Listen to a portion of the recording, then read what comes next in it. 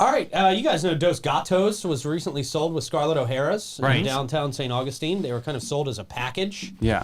It looks like the Jacksonville entrepreneur who purchased these together is planning on separating them now, putting Dos Gatos up for sale at 66 Hippolyta Street in St. Augustine. It's just about a year after acquiring the property, they say. Previously housing Dos Gatos and Rhett's.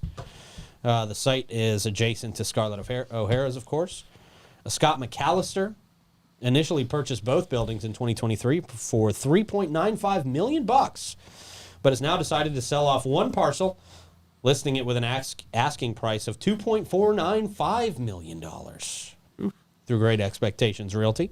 According to Jenna Dennis, co-owner of Great Expectations, McAllister undertook extensive improvements on the property, but opted against managing it while also running Scarlett's. That is a lot to run two places at once. I mean, it's a lot to run one place. Just to staff it alone.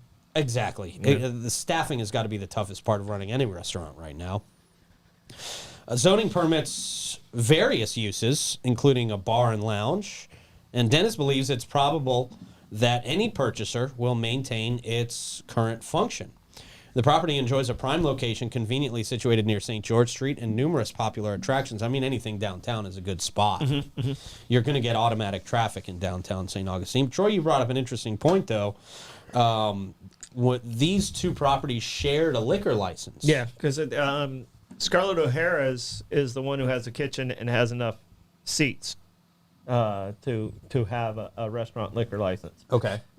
Dos doesn't have that many seats, and it doesn't have a kitchen. I know, I almost said Reds too. I mean, that's what Logan's note says, It Reds. doesn't have a kitchen. Those two are always together Yeah. and did the share. I mean, there's a lot of bars and restaurants that are like that, you know, that share as long as they're adjacent to each other. I think Gypsy and Corner Bar were like that for a long time, Yeah, probably. I think they've kind of got that one separated a little bit. But, I mean, even Prohibition Kitchen and Chianti, you know, Roosevelt Room's on a different license all to itself. Okay. But, you know, so it's not uncommon for that to happen. But if you separate these two, one of them is going to go without. Right. You would imagine he's keeping the liquor license of Scarlett's. It's still an amazing location and those things, and there's stuff you can do upstairs. But it would You think retail then? It would have to be a different model. Yeah. So yeah, unless they just wanted to spend big bucks for a liquor license. I mean, Troy, you were telling me and they'd have to put a kitchen in too. Yeah. Yeah. So. And they didn't do that on the remodel? Is wildly expensive right now. The price for liquor license is like $700,000 to $800,000 right now, and I mean it's a crazy number. So that's the reason I get in the auction every year. Do they sell them in auctions? Yeah, they do. There's an auction. There's an auction every year. You have to put $100 down for an application. Oh, right. But I mean, if you win one, it's like winning the lottery, literally. So yes. Yeah. So. Wow. Isn't that how like White Lion got By the way, I to put get you theirs? guys' names in too. So okay, thanks. Thanks. My name as well. You might meet my partner. Troy's trying to force us into a partnership over here. Well, I can. No, hey, listen, I get a liquor license. I'm opening a bar. That's for sure, man. Jeez. They say McAllister's focus remains on revitalizing Scarlett's, with significant renovations underway. Let's see. Despite the uncertainties in the commercial property market, they say, Dennis notes that a sustained interest in St. Augustine's downtown area, of course, citing ongoing strong feedback and considerable attention from potential buyers for various listings in the vicinity.